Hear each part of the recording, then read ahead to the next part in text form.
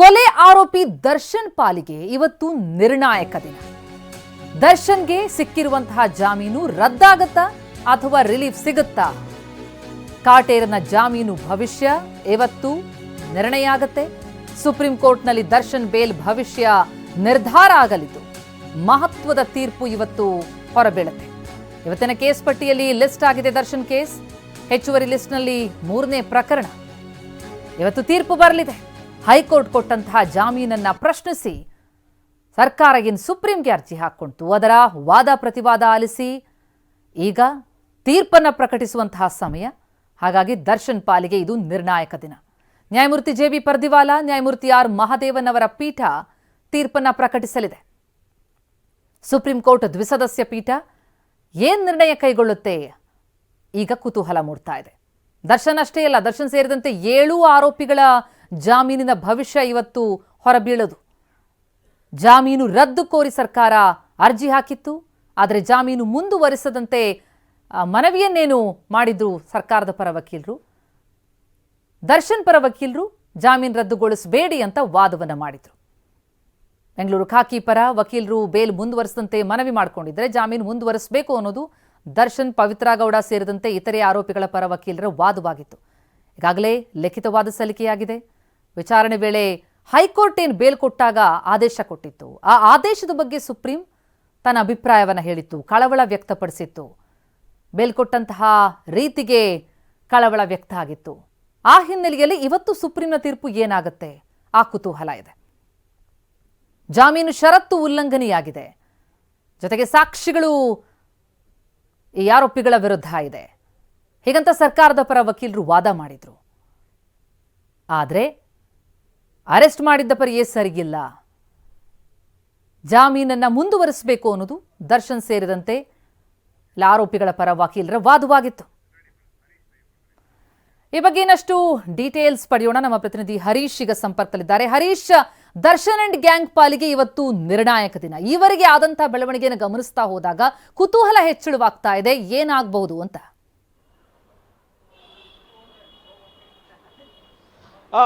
ಹೌದು ಪ್ರತಿಮಾ, ಚಿತ್ರದುರ್ಗದ ರೇಣುಕಾಸ್ವಾಮಿ ಭೀಕರ ಹತ್ಯೆ ಪ್ರಕರಣಕ್ಕೆ ಸಂಬಂಧಪಟ್ಟ ಹಾಗೆ ದರ್ಶನ್ ಸೇರಿದಂತೆ 7 ಜನ ಆರೋಪಿಗಳನ್ನ ಜಾಮೀನು ಕ್ಯಾನ್ಸಲ್ ಮಾಡಬೇಕು ಅನ್ನುವಂಥ ನಿಟ್ಟಿನಲ್ಲಿ ಸುಪ್ರೀಂ ಕೋರ್ಟ್ಗೆ ರಾಜ್ಯ ಸರ್ಕಾರ ಅರ್ಜಿಯನ್ನು ಹಾಕಿತ್ತು.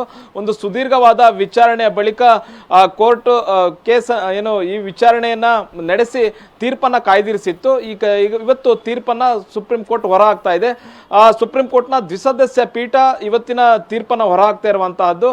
ನ್ಯಾಯಮೂರ್ತಿ ಪರ್ದಿವಾಲಾ, ನ್ಯಾಯಮೂರ್ತಿ ಮಹದೇವನ್ ಅವರ ನೇತೃತ್ವದ ಪೀಠ 10:30ಕ್ಕೆ ಸರಿಯಾಗಿ ತೀರ್ಪನ್ನ ಹೊರಹಾಕುತ್ತೆ. ಮುಖ್ಯವಾಗಿ ದರ್ಶನ್ಗೆ ಬೇಲ್ ಸಿಗುತ್ತಾ ಇಲ್ವಾ ಅನ್ನುವಂತಹ ಕುತೂಹಲ ಈಗ ಮನೆ ಮಾಡಿರುವಂತಹದ್ದು. ಮುಖ್ಯವಾಗಿ ಈ ಒಂದು ಜಾಮೀನನ್ನ ಕ್ಯಾನ್ಸಲ್ ಮಾಡಬೇಕು ಅಂತಂದ್ರೆ ದರ್ಶನ್ ಜಾಮೀನಿನ ಷರತ್ತನ್ನ ಉಲ್ಲಂಘನೆ ಮಾಡಿರುವಂತಹ ಒಂದಷ್ಟು ಸಾಕ್ಷ್ಯಗಳನ್ನ ರಾಜ್ಯ ಸರ್ಕಾರ ಕೊಡಬೇಕಾಗುತ್ತೆ. ಅಂದ್ರೆ ಸುಪ್ರೀಂ ಕೋರ್ಟ್ ಸುಮ್ಮನೆ ಜಾಮೀನನ್ನ ಕ್ಯಾನ್ಸಲ್ ಮಾಡೋದಿಲ್ಲ. ಯಾವ್ದಾದ್ರು ಆರೋಪಿಗೆ ಜಾಮೀನ್ ಕ್ಯಾನ್ಸಲ್ ಮಾಡಬೇಕು ಅಂತಂದ್ರೆ ಅದಕ್ಕೆ ಸಾಕ್ಷಿಗಳು ಬೇಕಾಗುತ್ತೆ. ನಾವು ಈ ಹಿಂದೆ ಒಂದು ಪ್ರಕರಣವನ್ನು ಕೂಡ ನಾವು ಗಮನಿಸಿದ್ದೇವೆ. ಅದು ವಿನಯ್ ಕುಲಕರ್ಣಿ ಅವರು ಜಾಮೀನನ್ನ ಸುಪ್ರೀಂ ಕೋರ್ಟ್ ರದ್ದು ಮಾಡಿತ್ತು. ಜಾಮೀನನ್ನ ರದ್ದು ಮಾಡುವಂತಹ ಸಂದರ್ಭದಲ್ಲಿ ಸಿಬಿಐ ಒಂದಷ್ಟು ಸಾಕ್ಷ್ಯಗಳನ್ನ ಕೊಟ್ಟಿತ್ತು. ಯಾಕೆ ಈ ವಿನಯ್ ಕುಲಕರ್ಣಿಯ ಜಾಮೀನನ್ನ ರದ್ದು ಮಾಡಬೇಕು ಅನ್ನುವಂಥ ನಿಟ್ಟಿನಲ್ಲಿ ಒಂದಷ್ಟು ಸಾಕ್ಷಿ ಪುರಾವೆ ಮತ್ತೆ ವಿಡಿಯೋ ಸಾಕ್ಷಿಗಳನ್ನು ಕೂಡ ವಿನಯ್ ಕುಲಕರ್ಣಿಯ ವಿರುದ್ಧ ಸುಪ್ರೀಂ ಕೋರ್ಟ್ಗೆ ಸಿಬಿಐ ಸಲ್ಲಿಸಿತ್ತು. ಅಂದ್ರೆ ಸಾಕ್ಷಿಗಳ ಜೊತೆ ಮಾತನಾಡ್ತಿರೋದಾಗಿರ್ಬಹುದು, ಮತ್ತೆ ಹೋಟೆಲ್ನಲ್ಲಿ ಕೂರಿಸ್ಕೊಂಡು ಅವರ ಮನವೊಲಿಸುವಂತದ್ದಾಗಿರ್ಬೋದು, ಮತ್ತೆ ಪ್ರಭಾವ ಬೀರುವಂತಾಗಿರ್ಬೋದು, ಎಲ್ಲ ವಿಡಿಯೋ ಸಾಕ್ಷಿಗಳನ್ನ ಸುಪ್ರೀಂ ಕೋರ್ಟ್ಗೆ ಸಿಬಿಐ ಸಲ್ಲಿಸಿತ್ತು. ಹಾಗಾಗಿ ವಿನಯ್ ಕುಲಕರ್ಣಿ ಅವರ ಜಾಮೀನು ರದ್ದಾಗಿತ್ತು. ಈಗ ದರ್ಶನ್ ಜಾಮೀನು ರದ್ದಾಗಬೇಕು ಅನ್ನುವಂಥ ನಿಟ್ಟಿನಲ್ಲಿ ಈಗ ರಾಜ್ಯ ಸರ್ಕಾರ ಮೇಲ್ಮನವಿಯನ್ನ ಸಲ್ಲಿಸಿರುವಂತಹದ್ದು. ವಿಚಾರಣೆ ಮುಕ್ತಾಯ ಆಗಿದೆ. ಇಲ್ಲಿ ದರ್ಶನ್ ಜಾಮೀನು ಉಲ್ಲಂಘನೆ ಮಾಡಿದ್ದಾರೆ ಅನ್ನುವಂಥದ್ದಕ್ಕೆ ಯಾವುದೇ ಬಲವಾದ ಸಾಕ್ಷಿಗಳನ್ನ ರಾಜ್ಯ ಸರ್ಕಾರ ಕೊಟ್ಟಿಲ್ಲ. ಆದ್ರೆ ಚಿಕ್ಕಣ್ಣ ಜೊತೆಗೆ ಈ ಒಂದು ಪ್ರಕರಣದ ಪ್ರಮುಖ ಸಾಕ್ಷಿ ಚಿಕ್ಕಣ್ಣ ಜೊತೆಗೆ ಸಿನಿಮಾ ನೋಡಿರುವಂತಹದ್ದು ಒಂದು ಬಿಟ್ರೆ, ಜಾಮೀನು ಉಲ್ಲಂಘನೆ ಅನ್ನುವಂಥದ್ದು ಬಿಟ್ರೆ ಇನ್ಯಾವುದೇ ರೀತಿಯಾದಂತಹ ಪ್ರಮುಖ ಜಾಮೀನು ಷರತ್ತುಗಳನ್ನ ಉಲ್ಲಂಘನೆ ಮಾಡಿರುವಂತಹ ಅನ್ನುವಂತಹದ್ದು ಈ ಪ್ರಕರಣದಲ್ಲಿ ಕಂಡು ಬಂದಿಲ್ಲ. ಬಹು ಮುಖ್ಯವಾಗಿ ಹೈಕೋರ್ಟ್ ಕೊಟ್ಟಿರ್ತಕ್ಕಂಥ ಆದೇಶ ಸರಿ ಇಲ್ಲ, ಅದರಲ್ಲಿ ಲೋಪ ಆಗಿದೆ. ಬಹು ಮುಖ್ಯವಾಗಿ ಯಾವ ಗ್ರೌಂಡ್ಸ್ ಅಲ್ಲಿ ಜಾಮೀನನ್ನ ಕೊಡ್ಲಾಯ್ತು ಆ ಗ್ರೌಂಡ್ಸ್ ತಪ್ಪಾಗಿದೆ ಅನ್ನುವಂಥ ನಿಟ್ಟಿನಲ್ಲಿ ಸುಪ್ರೀಂ ಕೋರ್ಟ್ ನಲ್ಲಿ ರಾಜ್ಯ ಸರ್ಕಾರ ವಾದವನ್ನ ಮಾಡಿದೆ. ಮತ್ತೆ ಸುಪ್ರೀಂ ಕೋರ್ಟ್ ಕೂಡ ಹೈಕೋರ್ಟ್ ಆದೇಶದ ಮೇಲೆ ಒಂದಷ್ಟು ಕಮೆಂಟ್ ಗಳನ್ನ ಕೂಡ ಮಾಡಿದೆ. ಅಂದ್ರೆ ಹೈಕೋರ್ಟ್ ಆದೇಶದಲ್ಲಿ ಚಡಪಡಿಕೆ ಎದ್ದು ಕಾಣ್ತಾ ಇದೆ. ನ್ಯಾಯಾಧೀಶರು ಹೇಗಾದ್ರೂ ಮಾಡಿ ದರ್ಶನ್ ಮತ್ತೆ ಇತರರಿಗೆ ಜಾಮೀನು ಕೊಡಬೇಕು ಅನ್ನುವಂತಹ ಧಾವಂತದಲ್ಲಿ ಇದ್ರು ಅನ್ನೋ ರೀತಿ ಕಾಣಿಸ್ತಾ ಇದೆ. ಮತ್ತೆ ಒಂದು ರೀತಿಯಾದ ಮಿನಿ ಟ್ರಯಲ್ ನಡೆದಿದೆ. ಮತ್ತೆ ಟ್ರಯಲ್ ಕೋರ್ಟ್ ನಲ್ಲೂ ಕೂಡ ಈ ರೀತಿಯಾದಂತಹ ಆದೇಶ ಬರೀಲಿಕ್ಕೆ ಸಾಧ್ಯ ಇಲ್ಲ. ಯಾವ್ದಾದ್ರೂ ಟ್ರಯಲ್ ಕೋರ್ಟ್ ನಲ್ಲಿ ಬರೆದ ರೀತಿ ಹಾಗೆ ಈ ಆದೇಶ ಇದೆ ಅನ್ನುವಂಥದ್ದನ್ನು ಕೂಡ ಸುಪ್ರೀಂ ಕೋರ್ಟ್ ನ್ಯಾಯಾಧೀಶರಂತ ಪರ್ಜಿವಾಲ್ ಅವರು ಕಮೆಂಟ್ ಅನ್ನ ಮಾಡಿದ್ರು. ಇದು ಕೂಡ ಬಹಳಷ್ಟು ಮುಖ್ಯ ಆಗುತ್ತೆ. ಈ ಒಂದು ಕಮೆಂಟ್ ನಿಂದಲೇ ದರ್ಶನ್ ಜಾಮೀನು ರದ್ದಾಗುತ್ತಾ ಅನ್ನುವಂತಹ ಚರ್ಚೆಗಳು ಕೂಡ ನಡೀತಾ ಇದೆ. ಆದ್ರೆ ಸುಪ್ರೀಂ ಕೋರ್ಟ್ ಯಾವುದೇ ಪ್ರಕರಣದ ಜಾಮೀನನ್ನ ರದ್ದು ಮಾಡಬೇಕು ಅಂತಂದ್ರೆ ಅದಕ್ಕೆ ಸಾಕ್ಷ್ಯಗಳು ಬೇಕಾಗುತ್ತೆ. ಜಾಮೀನಿನ ಷರತ್ತ ಉಲ್ಲಂಘನೆ ಮಾಡಿರುವಂತ ವಿಚಾರವಾಗಿ. ಹೀಗಾಗಿ ಇವತ್ತಿನ ತೀರ್ಪು ಬಹಳಷ್ಟು ಕುತೂಹಲ ಕೆರಳಿಸಿದೆ.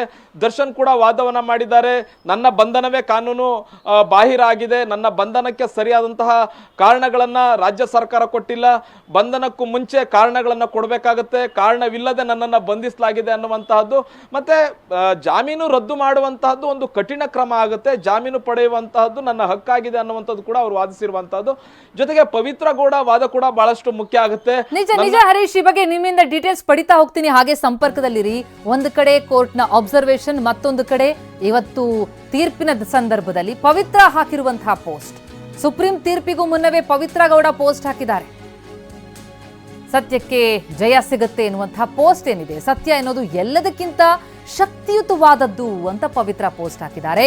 ನ್ಯಾಯ ಸಿಕ್ಕೇ ಸಿಗುತ್ತೆ ಅಂತ ಪವಿತ್ರ ಗೌಡ ಹಾಕಿರುವಂತಹ ಪೋಸ್ಟ್, ಸತ್ಯ ಎಂದಿಗೂ ಬಲಶಾಲಿ ಎಂದು ಹಾಕಿರುವಂತಹ ಪೋಸ್ಟ್ ಬಹಳ ಸಂಚಲನಕ್ಕೆ ಕಾರಣ ಆಗಿರುವಂತದ್ದು. ಎಸ್, ಈ ಬಗ್ಗೆ ಡೀಟೇಲ್ಸ್ ನೀಡ್ತಾ ಹೋಗ್ತಾರೆ ಹರೀಶ್. ತಾವು ಹೇಳ್ತಾ ಇದ್ರಿ, ಅಂದ್ರೆ ಒಂದು ಕಡೆ ಸುಪ್ರೀಂ ಹೈಕೋರ್ಟ್ನ ಆದೇಶವನ್ನ ಅಬ್ಸರ್ವ್ ಮಾಡಿರುವಂತಹ ರೀತಿ ಒಂದು ಕುತೂಹಲ ಮೂಡಿಸ್ತಾ ಇದ್ರೆ, ಮತ್ತೊಂದೆಡೆ ಇವತ್ತು ನಿರ್ಣಾಯಕ ದಿನ ಆಗಿರುವಂತಹ ಸಂದರ್ಭದಲ್ಲಿ ಪವಿತ್ರ ಗೌಡ ಅವರ ಪೋಸ್ಟ್ ಏನಿದೆ ಅದನ್ನು ಗಮನಿಸ್ತಾ ಹೋದಾಗ ಎಲ್ಲ ಒಂದು ಕಡೆ ಆರೋಪಿಗಳಿಗೆ ಒಂದು ಕಾನ್ಫಿಡೆನ್ಸ್ ಇದೆಯಾ, ಇವತ್ತೇನಾಗ್ಬೋದು ಅನ್ನೋದ್ರ ಬಗ್ಗೆ ಆ ಕಾನ್ಫಿಡೆನ್ಸ್ ಅನ್ನ ಇದು ತೋರಿಸ್ತಾ ಇದೆಯಾ? ಅಬ್ಸರ್ವೇಷನ್ಗೂ ತೀರ್ಪಿಗೂ ನಾವು ತಾಳೆ ಹಾಕೋದಕ್ಕೆ ಸಾಧ್ಯ ಆಗಲ್ವಾ? ಅಬ್ಸರ್ವೇಷನ್ ಪ್ರಕಾರ ಹೈಕೋರ್ಟ್ ಕೊಟ್ಟಂತಹ ತೀರ್ಪು ಚಡಪಡಿಕೆ ಅನ್ನುವಂಥ ಅರ್ಥದಲ್ಲಿ ಬಂದಿದ್ರೂ ಕೂಡ ಅದರ ಅರ್ಥ ಬೇಲ್ ರದ್ದಾಗತ್ತೆ ಅಂತ ಹೇಳೋದಕ್ಕೆ ಸಾಧ್ಯ ಆಗಲ್ಲ ಅಲ್ವಾ? ಹೌದು ಪ್ರತಿಮಾ, ಬಹು ಮುಖ್ಯವಾಗಿ ನಾವು ನೋಡಬೇಕು ಅಂತಂದ್ರೆ ಈಗ ಪವಿತ್ರ ಗೌಡ ಅವರು ಒಂದು ಪೋಸ್ಟ್ ಅನ್ನು ಹಾಕೊಂಡಿದ್ದಾರೆ, ಸತ್ಯಕ್ಕೆ ಗೆಲುವು ಸಿಕ್ಕೇ ಸಿಗುತ್ತೆ ಅನ್ನುವಂಥ. ಅಂದ್ರೆ ಅವರು ಪಾಸಿಟಿವ್ ಆಗಿದ್ದಾರೆ, ಅವರಿಗೆ ಜಾಮೀನು ರದ್ದಾಗಲ್ಲ ಅನ್ನುವಂತಹ ನಿರೀಕ್ಷೆಯಲ್ಲಿದ್ದಾರೆ. ದೇವಸ್ಥಾನಗಳನ್ನ ಸುತ್ತ ಬಂದಿದ್ದಾರೆ. ಅವರು ಯಾವುದೇ ಆರೋಪಿ ಆ ಥರದೊಂದು ನಿರೀಕ್ಷೆ ಇದ್ದೇ ಇರುತ್ತೆ, ಜಾಮೀನು ರದ್ದಾಗಲ್ಲ ನನ್ನದು ಅನ್ನುವಂಥ ನಿಟ್ಟಿನಲ್ಲೇ ಪವಿತ್ರ ಗೌಡ ಇದ್ದಾರೆ. ಮತ್ತೆ ದರ್ಶನ್ ಕೂಡ ಇದೇ ರೀತಿಯಾಗಿ ದೇವಸ್ಥಾನಗಳನ್ನ ಸುತ್ತ ಬಂದಿದ್ದಾರೆ. ಮತ್ತೆ ವಿದೇಶದಲ್ಲಿದ್ರು, ಅವ್ರಿಗೆ ಆತಂಕ ಇತ್ತು ಎಲ್ಲಿ ಜಾಮೀನು ಕ್ಯಾನ್ಸಲ್ ಆಗುತ್ತೋ ಅನ್ನುವಂಥ ಆತಂಕದಲ್ಲೇ ಇದ್ರು. ಆನಂತರ ಕಾಮಕ್ಕೆ ದೇವಸ್ಥಾನಕ್ಕೂ ಕೂಡ ಭೇಟಿಯನ್ನ ಕೊಟ್ಟು ಬಂದಿದ್ದಾರೆ. ಬಹು ಮುಖ್ಯವಾಗಿ ಇಲ್ಲಿ ಅವರೊಂದು ಕಾನ್ಫಿಡೆಂಟ್ ಅಲ್ಲಿ ಇರ್ತಾರೆ ಆರೋಪಿಗಳು. ಬಹು ಮುಖ್ಯವಾಗಿ ಸುಪ್ರೀಂ ಕೋರ್ಟ್ಗೆ ಈ ತರದ ಜಾಮೀನು ಪ್ರಕರಣಗಳು ಹೋದಂತಹ ಸಂದರ್ಭದಲ್ಲಿ, ರದ್ದು ಮಾಡಬೇಕು ಅನ್ನುವಂತ ಹೋದಂತಹ ಸಂದರ್ಭದಲ್ಲಿ ಜಾಮೀನು ರದ್ದು ಮಾಡಿರ್ತಕ್ಕಂತಹ ಈ ಪ್ರಕರಣ ಬಹಳಷ್ಟು ಕಡಿಮೆ, ನಿದರ್ಶನಗಳು ಬಹಳಷ್ಟು ಕಡಿಮೆ ಇರತಕ್ಕಂಥದ್ದು. ಹೀಗಾಗಿ ಒಂದು ಕಾನ್ಫಿಡೆನ್ಸ್ ಅವರಲ್ಲಿ ಬಿಲ್ಡ್ ಆಗಿರುತ್ತೆ, ಜಾಮೀನು ಸಿಗ್ಬಹುದು, ಅಂದ್ರೆ ಜಾಮೀನು ರದ್ದಾಗ್ಲಿಕ್ಕೆ ಸಾಧ್ಯ ಇಲ್ಲ ಅನ್ನುವಂತಹದ್ದು. ಬಹು ಮುಖ್ಯವಾಗಿ ಈಗ ಜಾಮೀನು ರದ್ದಾಗುತ್ತೆ ಅನ್ನುವಂತ ಚರ್ಚೆ ಶುರುವಾಗಿರೋದೇನಕ್ಕೆ ಅಂತಂದ್ರೆ, ಸುಪ್ರೀಂ ಕೋರ್ಟ್ ಹೈಕೋರ್ಟ್ ಆದೇಶದ ಮೇಲೆ ಮಾಡಿರ್ತಕ್ಕಂಥ ಒಂದಷ್ಟು ಕಮೆಂಟ್ಗಳು, ಅಂದ್ರೆ ಹೈಕೋರ್ಟ್ ಆದೇಶದಲ್ಲಿ ಇದ್ದಂತಹ ಲೋಪಗಳನ್ನ ಸುಪ್ರೀಂ ಕೋರ್ಟ್ ಎತ್ತಿ ತೋರಿಸಿರುವಂತಹದ್ದು, ಒಂದು ರೀತಿಯಾದಂತಹ ಚೀಮಾರಿ ಕೂಡ ಹಾಕಿರುವಂತಹದ್ದು. ಆದೇಶದಲ್ಲಿ ಬಹಳಷ್ಟು ಲೋಪಗಳಿಂದ ಕೂಡಿದೆ ಅನ್ನುವಂಥದ್ದು, ಮತ್ತೆ ಚಡಪಡಿಕೆ ಇತ್ತು, ಹೇಗಾದ್ರೂ ಮಾಡಿ ಜಾಮೀನು ಕೊಡಬೇಕು ಅನ್ನುವಂತಹ ಧಾವಂತ ಈ ಆದೇಶದಲ್ಲಿ ಎದ್ದು ಕಾಣ್ತಾ ಇತ್ತು ಅನ್ನುವಂತಹದ್ದನ್ನ ಏನು ಸುಪ್ರೀಂ ಕೋರ್ಟ್ ನ್ಯಾಯಾಧೀಶರಾದಂತಹ ಪರ್ಜಿವಾಲ್ ಅವರು ಕಮೆಂಟ್ ಅನ್ನ ಮಾಡಿದ್ರು. ಇದು ಎಲ್ಲ ಒಂದ್ ಕಡೆ ಆರೋಪಿಗಳಿಗೆ ಆತಂಕ ಶುರುವಾಗಿತ್ತು, ಎಲ್ಲೋ ನಮ್ಮ ವಿರುದ್ಧ ಈ ಕೇಸ್ ಏನಾದ್ರು ಹೋಗ್ತಿದೆಯಾ ಅನ್ನುವಂತಹದ್ದು. ಇವತ್ತು ಪರ್ದಿವಾಲಾ ಹಾಗೂ ಮಹದೇವನ್ ಅವರ ಪೀಠದಲ್ಲಿ ಇವತ್ತು ಮಹದೇವನ್ ಅವರು, ಜಸ್ಟಿಸ್ ಮಹದೇವನ್ ಅವರು ಇವತ್ತು ತೀರ್ಪನ್ನ ಓದ್ತಾರೆ. ಅವರು ತೀರ್ಪನ್ನ ಬರೆದಿರುವಂತಹದ್ದು ಬಹು ಮುಖ್ಯವಾಗಿ ಜಾಮೀನು ರದ್ದಾಗುತ್ತಾ, ಜಾಮೀನು ರದ್ದಾಗಲ್ವಾ ಅನ್ನುವಂತಹದ್ದು. ಈಗ ಜಾಮೀನು ರದ್ದಾಗುತ್ತೆ ಅಂತಂದ್ರೆ ಅದಕ್ಕೆ ಕಾರಣಗಳನ್ನ ಕೊಡಬೇಕಾಗುತ್ತೆ, ಮತ್ತೆ ಇದು ಲ್ಯಾಂಡ್ ಮಾರ್ಕ್ ಜಡ್ಜ್ಮೆಂಟ್ ಕೂಡ ಆಗುತ್ತೆ. ಈಗ ಸುಪ್ರೀಂ ಕೋರ್ಟ್ ಈಗ ಒಂದು ಜಾಮೀನು ಕೊಟ್ಟಿರುವಂತಹ ಜಾಮೀನನ್ನ ರದ್ದು ಮಾಡುತ್ತೆ ಅಂತಂದ್ರೆ ಅದಕ್ಕೆ ಕಾರಣಗಳನ್ನ ಕೊಡಬೇಕಾಗತ್ತೆ. ಹೈಕೋರ್ಟ್ನ ಲೋಪಗಳನ್ನ ಅಲ್ಲಿ ಉಲ್ಲೇಖವನ್ನ ಮಾಡಬೇಕಾಗುತ್ತೆ. ಮತ್ತೆ ದರ್ಶನ್ ಆಗಿರ್ಬೋದು, ಪವಿತ್ರ ಗೌಡ ಆಗಿರ್ಬೋದು ಯಾಕೆ ಜಾಮೀನಿಗೆ ಅರ್ಹರಲ್ಲ ಅನ್ನುವಂಥದ್ದನ್ನ ಸುಪ್ರೀಂ ಕೋರ್ಟ್ ಮೆನ್ಷನ್ ಅನ್ನ ಮಾಡಬೇಕಾಗುತ್ತೆ. ಒಂದಿಷ್ಟು ಅಂಶಗಳನ್ನ ಹೇಳಿದ್ರಿ. ಈಗ ದರ್ಶನ್ ವಿರುದ್ಧವಾಗಿ ಏನಾಗಬಹುದು ಅಂತ ಅನ್ನೋದು ಅಂದ್ರೆ ಪ್ರಮುಖವಾಗಿ ಅವರು ಅಲ್ಲಿ ಉಲ್ಲಂಘನೆ ಮಾಡಿದ್ದಾರೆ ಅಂತ. ಆದ್ರೆ ದರ್ಶನ್ ವಿಚಾರ ಆಗಿದ್ರೆ ಉಳಿದ ಆರೋಪಿಗಳ ಕಥೆ ಏನು? ಈಗ ಒಬ್ಬರ ಬೇಲನ್ನ ರದ್ದು ಮಾಡಿ ಉಳಿದವರಿಗೆ ಬೇಲ್ ಮುಂದುವರಿಸುವಂತ ಚಾನ್ಸಸ್ ಇರುತ್ತಾ?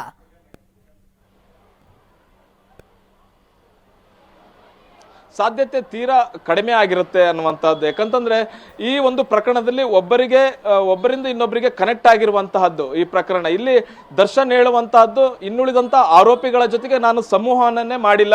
ಈ ಆರೋಪಿ ನಂಬರ್ 4 ಆಗಿರ್ಬೋದು, 3 ಆಗಿರ್ಬೋದು, 6, 7 ಈ ರೀತಿಯ ಆರೋಪಿಗಳ ಜೊತೆಗೆ ನಾನು ಯಾವುದೇ ರೀತಿಯಾದಂಥ ಮೊಬೈಲ್ ಸಂಪರ್ಕದಲ್ಲೂ ಇರಲಿಲ್ಲ. ಮತ್ತೆ ಇನ್ನುಳಿದಂಥ ಆರೋಪಿಗಳ ಜೊತೆಗೆ ಸಂವಹನ ಇಲ್ದಲೇ ನಾನು ಇದ್ದೆ ಅನ್ನುವಂಥದ್ದು. ಮತ್ತೆ ಈ ಪ್ರಕರಣಕ್ಕೂ ನನಗೂ ಸಂಬಂಧನೇ ಇಲ್ಲ ಅನ್ನುವಂಥದ್ದನ್ನ ದರ್ಶನ್ ಹೇಳ್ತಾ ಇರುವಂಥದ್ದು. ಪವಿತ್ರ ಗೌಡ ಕೂಡ ಹೇಳಿದ್ದಾರೆ, ಈಗ ರೇಣುಕಾ ಸ್ವಾಮಿ ಅಪಹರಣ ಪ್ರಕರಣದಲ್ಲಿ ನನ್ನ ಪಾತ್ರ ಇಲ್ಲ, ಮತ್ತೆ ಶೆಡ್ಡಿಗೆ ಹೋದಂತ ಸಂದರ್ಭದಲ್ಲಿ ಆತನ ಮೇಲೆ ಹಲ್ಲೆ ಮಾಡಿದ್ದೀನಿ ಅನ್ನುವುದಕ್ಕೂ ಯಾವುದೇ ಇಲ್ಲ, ಮತ್ತೆ ನಾನು ಹಲ್ಲೆ ಮಾಡಿದ ಕಾರಣಕ್ಕೆ ಅವನು ಸತ್ತಿದ್ದಾನೆ ಅನ್ನುವಂಥದ್ದಕ್ಕೂ ಕೂಡ ಯಾವುದೇ ಸಾಕ್ಷ್ಯಗಳಿಲ್ಲ, ಮತ್ತೆ ನಾನು ಯಾವ ರೀತಿ ಅಂತ ಹಲ್ಲೆನೂ ಕೂಡ ನಾನು ಮಾಡಿಲ್ಲ ಅನ್ನುವಂಥದ್ದನ್ನ ಪವಿತ್ರ ಗೌಡ ಹೇಳ್ತಿರುವಂತಹದ್ದು. ಈಗ ದರ್ಶನ್ ಕೂಡ ಅದನ್ನೇ ಹೇಳ್ತಾ ಇದ್ದಾರೆ, ನಾನು ಅಪಹರಣದಲ್ಲಿ ನಾನು ಭಾಗಿಯಾಗಿರ್ಲಿಲ್ಲ ಅಥವಾ ನಾನು ಅವನ ಮೇಲೆ ಹಲ್ಲೆನ ಮಾಡಿಲ್ಲ, ಮತ್ತೆ ಆ ಶೆಡ್ ನಲ್ಲಿ ನಾನು ಇರ್ಲೇ ಇಲ್ಲ ಅನ್ನುವಂಥದ್ದನ್ನ ಹೇಳ್ತಾ ಇದ್ದಾರೆ. ಇದು ತುಂಬಾ ಜಾಸ್ತಿ ಕೂಡ ಸುಪ್ರೀಂ ಕೋರ್ಟ್ ಇದನ್ನ ಹೆಚ್ಚು ಟ್ರಯಲ್ ಮಾಡ್ಲಿಕ್ಕೆ ಹೋಗೋದಿಲ್ಲ. ಯಾಕಂತಂದ್ರೆ ಇದು ಟ್ರಯಲ್ ಮೇಲೆ ಪರಿಣಾಮ ಬೀರುತ್ತೆ. ಈಗ ಕೆಳ ಹಂತದಲ್ಲಿ ವಿಚಾರಣೆ ನಡೀತಾ ಇದೆ, ಆ ನ್ಯಾಯಾಲಯದ ಮೇಲೆ ಇದು ಇವತ್ತಿನ ಜಡ್ಜ್ಮೆಂಟ್ ಬಹಳಷ್ಟು ದೊಡ್ಡ ಪರಿಣಾಮ ಬೀರುವಂತ ಸಾಧ್ಯತೆ ಇದೆ. ಪ್ರತಿಮಾ, ಥ್ಯಾಂಕ್ ಯು ಹರೀಶ್ ತಮ್ಮೆಲ್ಲ ಮಾಹಿತಿಗೆ. ಎಸ್, ಹರೀಶ್ ವಿವರಿಸ್ತಾ ಇದ್ರು ಇವತ್ತು ಆಗಲಿರುವಂತಹ ಬೆಳವಣಿಗೆ ಕುತೂಹಲಕ್ಕೆ ಕಾರಣ ಆಗಿದೆ. ಒಂದು ಕಡೆ ಆರೋಪಿಗಳ ಎದೆಯಲ್ಲಿ ಢವ, ಇವತ್ತು ಬೇಲೇನಾದ್ರೂ ರದ್ದಾಗ್ಬಿಟ್ರೆ ಮತ್ತೆ ಜೈಲುವಾಸ ಶುರುವಾಗುತ್ತೆ, ಇಲ್ಲವೇ ಬೇಲನ್ನ ಮುಂದುವರೆಸಿದ್ರೆ ಅದು ಈ ಆರೋಪಿಗಳಿಗೆ ಜಯ ಸಿಕ್ಕಂತಾಗತ್ತೆ, ನ್ಯಾಯ ಸಿಗುತ್ತೆ ಎನ್ನುವಂಥ ವಿಶ್ವಾಸದಲ್ಲಿ ಪವಿತ್ರ ಗೌಡ ಇದ್ದಾರೆ, ಪೋಸ್ಟ್ ಹಾಕಿದ್ದಾರೆ, ಸತ್ಯ ಎಂದಿಗೂ ಬಲಶಾಲಿ ಎಂದಿದ್ದಾರೆ. ಎಸ್, ಸರ್ಕಾರದ ಪರ ವಕೀಲರು ಮಾತನಾಡ್ತಿದ್ದಾರೆ. ಸಾಮಾಜಿಕ ಜಾಲತಾಣಗಳಲ್ಲಿ ಒಂದು ಕಡೆ ಪವಿತ್ರ ಪೋಸ್ಟ್ ಸಂಚಲನ ಮೂಡಿಸ್ತಾ ಇದ್ದಾರೆ, ಮತ್ತೊಂದೆಡೆ ಇವತ್ತು ಬರಲಿರುವಂತಹ ತೀರ್ಪು ಕುತೂಹಲಕ್ಕೆ ಕಾರಣ ಆಗಿದೆ. ಕೊಲೆ ಆರೋಪಿ ದರ್ಶನ್, ಪವಿತ್ರ ಸೇರಿದಂತೆ 7 ಆರೋಪಿಗಳ ಬೇಲ್ ರದ್ದಾಗತ್ತಾ ಅಥವಾ ಮುಂದುವರಿಕೆಯಾಗತ್ತಾ? ಹೈಕೋರ್ಟ್ ಕೊಟ್ಟಂತಹ ತೀರ್ಪಿನ ಬಗ್ಗೆ ಸುಪ್ರೀಂ ಮಾಡಿದಂತಹ ಟಿಪ್ಪಣಿ ಏನಿದೆ ಅದು ಈಗ ಸಾಕಷ್ಟು ಚರ್ಚೆಗೆ ಕಾರಣ ಆಯಿತು. ಹಾಗಾಗಿಯೇ ಕುತೂಹಲ ಇದೆ. ಹಾಗಿದ್ರೆ ಈ ಒಂದು ಕಮೆಂಟ್ಗಳೇನಿವೆ ಅದು ಆದೇಶದ ಮೇಲೂ ಕೂಡ ಪ್ರಭಾವ ಇರುತ್ತಾ? ರದ್ದೇನಾದರೂ ಆಗತ್ತಾ ಜಾಮೀನು? ಈ ಹಿಂದಿನ ಪ್ರಕರಣಗಳನ್ನ ಗಮನಿಸ್ತಾ ಹೋದಾಗ, ಬೇರೆ ಪ್ರಕರಣಗಳಲ್ಲೆಲ್ಲ ನಾವು ನೋಡ್ತಾ ಹೋದಾಗ